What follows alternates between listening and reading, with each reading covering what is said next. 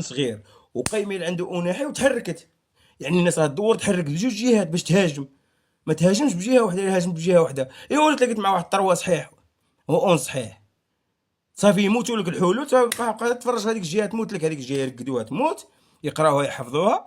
كيفاش دير؟ راه خاصكم تقراو السيناريوهات. قال الجهه ديال بن صغير ما خدمتش نخدمها. علاش ما خدمتش؟